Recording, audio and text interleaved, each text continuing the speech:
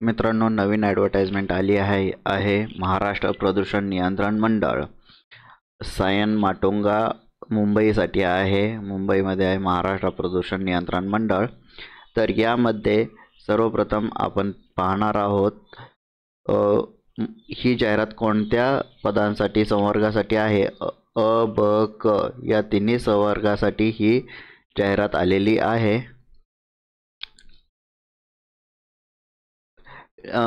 ही जाहिरात पूर्ण सरळ सेवेने भरण्याची आहे. 15/8/2023 रोजी प्रसिद्ध केलेल्या शुद्धीपत्रकानुसार.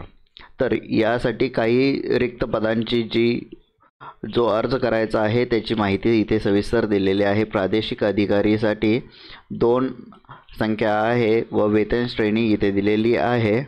यस 23 नुसार 2,08,700. वरिष्ठ वैद्यकीय अधिकारी याच्यासाठी 1 वॅकन्सी आहे.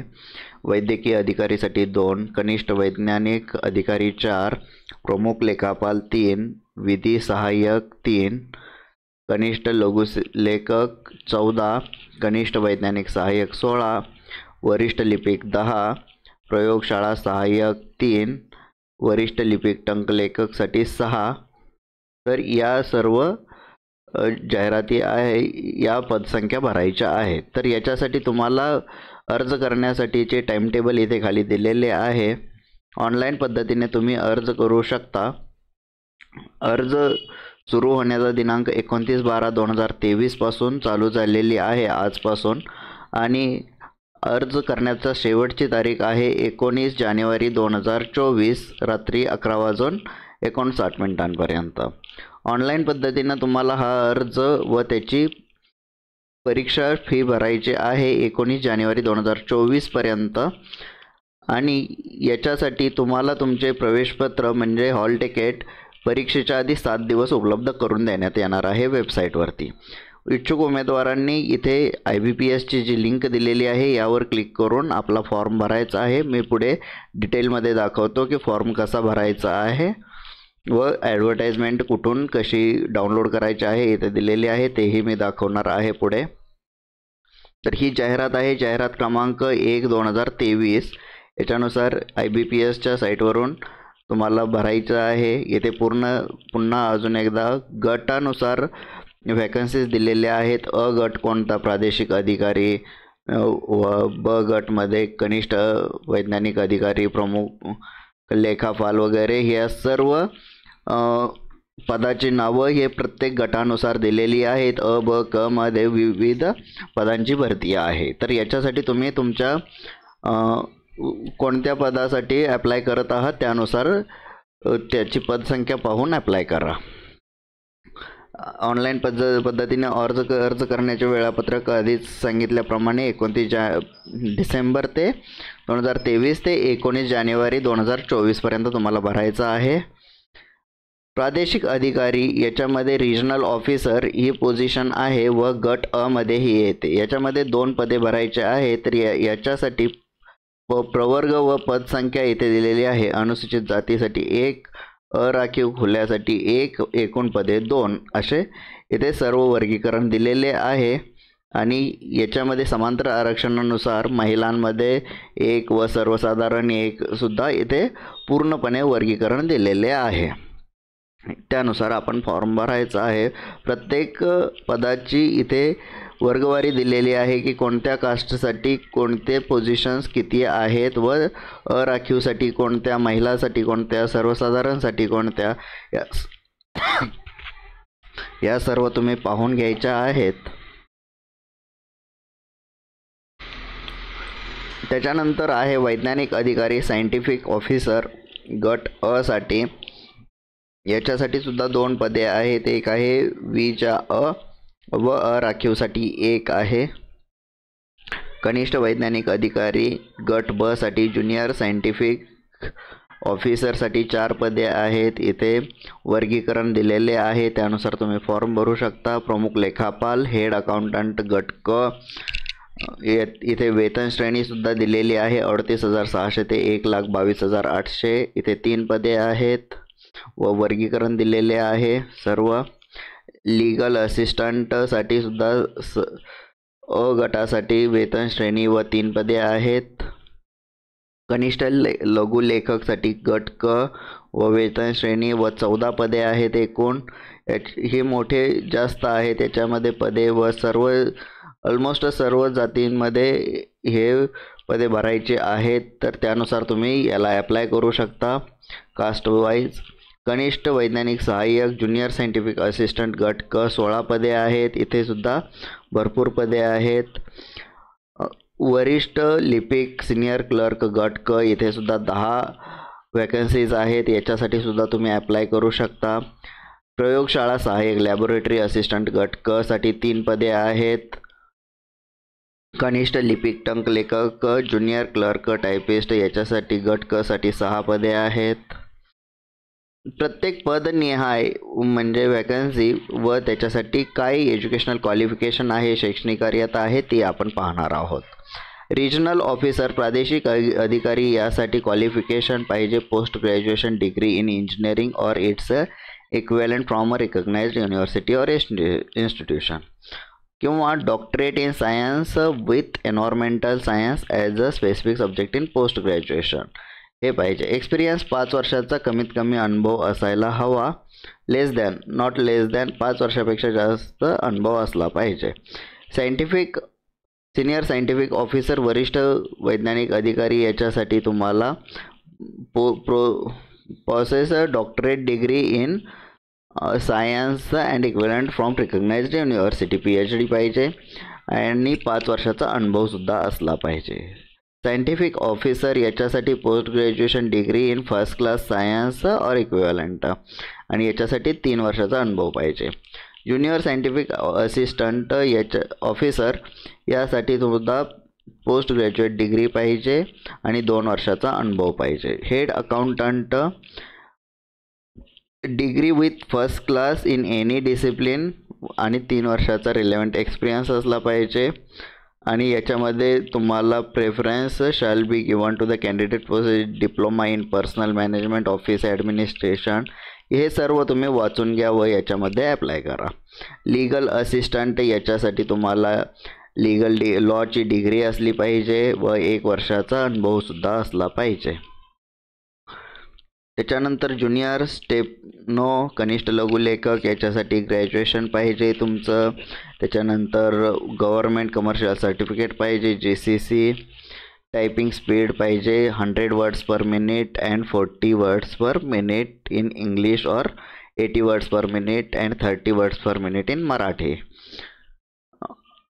Preferences departmental candidate junior scientific assistant याच्यासाठी first class degree in science पाहिजे 1 वर्षाचा अनुभव. सिनियर क्लर्कसाठी 3 वर्षाचा अनुभव. डिग्री लॅबोरेटरीसाठी degree in science and equivalent university. Junior clerk typist याच्यासाठी सुद्धा तुम्हाला क्वालिफिकेशन ग्रॅज्युएशन पाहिजे. GCC सर्टिफिकेट टायपिंग सर्टिफिकेट पाहिजे. 2 वर्षाचा अनुभव पाहिजे. सर्व आरक्षणे वगैरे वाढ घट बदल होण्याची शक्यता आहे. हे सर्व नियम दिलेले आहेत. परीक्षेसाठी काय अभ्यासक्रम असणार आहे प्रत्येक पोझिशनसाठी. रिजनल ऑफिसर ग्रेड A साठी हा खाली दिल्याप्रमाणे सिलेबस असेल. हा सिलेबस तुम्हाला करायचा आहे एक्झामिनेशनसाठी. सिनियर सायंटिफिक ऑफिसर याच्यासाठी हा सिलेबस आहे. पूर्ण सिलेबस तुम्ही ॲडव्हर्टाइजमेंट डाउनलोड करून पाहू शकता. व ग्रेड C साठी हा सिलेबस आहे खाली दिल्याप्रमाणे प्रत्येक पदासाठी. परीक्षा पद्धत व गुण याच्यासाठी तुम्हाला गट अ मधील सर्व पदांकरिता लेखी परीक्षा असणार आहे 160 गुणांची व मुलाखत असणार आहे 40 गुणांची. 160 गुणांमध्ये वस्तुनिष्ठ बहुपर्यायी प्रश्न असतील. गट ब व क मधील सर्व पदांकरिता 200 गुणांची परीक्षा लेखी परीक्षा असेल मल्टिपल चॉईसची. चुकीच्या उत्तरासाठी कोणतेही गुण वजा केले जाणार नाहीत याची नोंद घ्या सर्वांनी. गट ब व क संवर्गातील पद भरतीची कार्यवाही सामान्य प्रशासन विभाग शासन निर्णय शासनाकडून वेळोवेळी आदेशानुसार करण्यात येईल. परीक्षा शुल्क किती आहे या पोझिशनसाठी. खुल्या प्रवर्गाच्या उमेदवारांसाठी 1000 रुपये आहे. मागास प्रवर्गाच्या उमेदवारांसाठी 900. अनाथ उमेदवारांसाठी 900.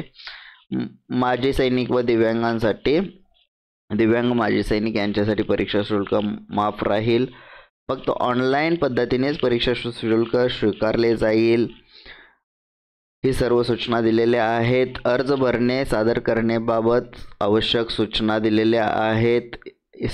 तुम्ही जाहिरात सविस्तर अभ्यासावे व उमेदवारांनी या लिंकवरती या 19 जानेवारीपर्यंत अर्ज भरावा.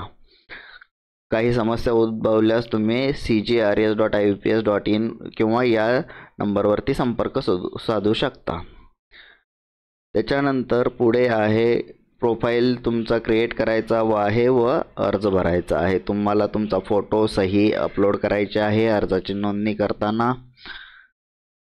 परीक्षा फी तुम्हाला ऑनलाईन पे करायची आहे. कागदपत्रे स्कॅन करायचे आहेत जी काय आवश्यक आहेत आणि ती अपलोड करायची आहेत. सर्वसाधारण सूचना इथे तुम्हाला दिलेल्या आहेत. इंग्रजीमध्ये फॉर्म आहे. तुमचे स्वतःचे हॉल तिकीट. परीक्षा केंद्र कुठे असतील? 7 परीक्षा केंद्र आहेत. मुंबई, ठाणे किंवा नाशिक, पुणे, छत्रपती संभाजीनगर, कोल्हापूर, नागपूर, अमरावती या 7 ठिकाणी ही परीक्षा घेण्यात येणार आहे, 7 जिल्ह्यांमध्ये. त्याच्यानंतर सदरची परीक्षा ही ऑनलाईन पद्धतीने संगणकावर विविध सत्रात घेण्यात येणार असल्याने उमेदवारांनी निवडलेली परीक्षा केंद्रच उमेदवाराला मिळेल याची हमी देता येणार नाही. ठीक आहे. ओळख पटवणे तुम्हाला तुमचे ID व्हेरिफिकेशन करायचे आहे. ID व्हेरिफिकेशन करताना रेशन कार्ड, शिकाऊ वाहन परवाना, ओळखपत्र म्हणून ग्राह्य धरले जाणार नाही. तुमचं आधार कार्ड, पॅन कार्ड वगैरे असेच तुम्ही ज्याच्यावरती फोटो आयडेंटिटी आहे परमनंट तेच तुमचे ओळखपत्र म्हणून घेऊन जावे व सेम नाव तुमच्या हॉल तिकीटवर असणे आवश्यक आहे. परीक्षा केंद्र वगैरे पदसंख्या सर्व इथे माहिती दिलेली आहे. ती एकदा तुम्ही सविस्तर वाचून घ्या. इथे काही अटी शर्ती दिलेल्या आहेत आरक्षणासंदर्भात, त्याही तुम्ही पाहून घेऊ शकता. मी पुढे जात आहे.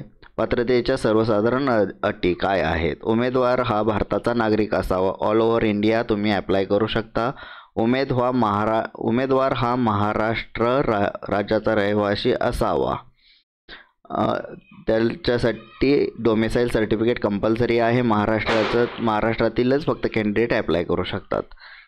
व त्याच्यामध्ये सीमा भागातील मराठी भाषिक. वयोमर्यादा इथे महत्त्वाची आहे. तुम्हाला 3 मार्च 2023 नुसार 31 डिसेंबर 2023 पर्यंत शासकीय सरळ सेवेने नियुक्त होणाऱ्या खुल्या प्रवर्गासाठी 38 वर्ष वय व मागास प्रवर्गासाठी 43 वर्ष वय आहे व 2 वर्ष शिथिलता असणार आहे. खुल्या प्रवर्गासाठी व मागास प्रवर्गासाठी दिलेली आहे. त्याच्यानंतर खुला प्रवर्ग किमान वयोमर्यादा 18, 40 आणि शिथिलक्षम सहित 40 आहे. मागासवर्गीय उमेदवारांसाठी 18, 43, 45 इथे सर्व माहिती दिलेली आहे, ती तुम्ही पहा. जात प्रमाणपत्र, जात वैधता प्रमाणपत्र तुम्हाला तुमच्याकडे असणे आवश्यक आहे. तुम्ही जर का आरक्षणचा लाभ घेत असाल तर लहान कुटुंबाचे प्रतिज्ञापत्र गरजेचे आहे. निवड प्रक्रिया कशी असणार आहे याच्याबद्दल दिलेली आहे माहिती. त्याच्यानंतर पुढे आपण जाऊयात. सर्वसाधारण सूचना वगैरे आहेत.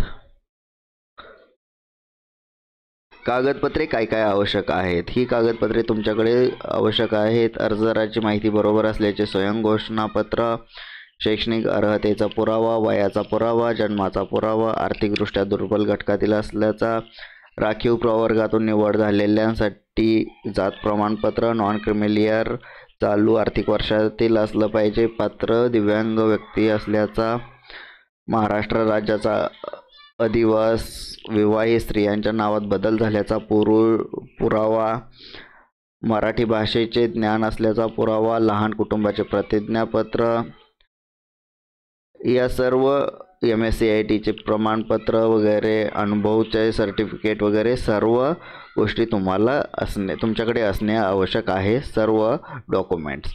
तर आता आपण पाहणार आहोत की याच्यासाठी तुम्हाला अप्लाय कसं करायचं. तुम्हाला सर्वप्रथम जायचे आहे mpcb.gov.in या वेबसाईटवर. ही वेबसाईट मी रिफ्रेश करत आहे. तुम्हाला हा UI ओपन होईल, अशी वेबसाईट ओपन होईल तुमच्याकडे. याला कॅन्सल करा व इथे रिक्रुटमेंटमध्ये जावा. रिक्रुटमेंटमध्ये गेल्यानंतर इथे पहिलीच ॲडव्हर्टाइजमेंट आहे, ॲडव्हर्टाइजमेंट फॉर रिक्रुटमेंट. याच्यावर क्लिक करायचं आहे तुम्हाला.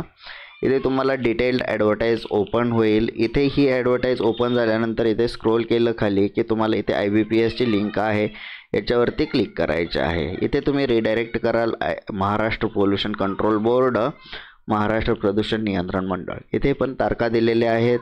क्लिक हिअर फॉर न्यू रजिस्ट्रेशनवरती क्लिक करून तुम्ही तुमचा फॉर्म भरू शकता. तर अशाच लेटेस्ट जॉब नोटिफिकेशनसाठी तुम्ही आमच्या लेटेस्ट जॉब नोटिफिकेशन या चॅनलला सबस्क्राईब करा व पुढील व्हिडिओ लवकरच येत आहे नवीन जॉब नोटिफिकेशन्स आहे. थँक्यू.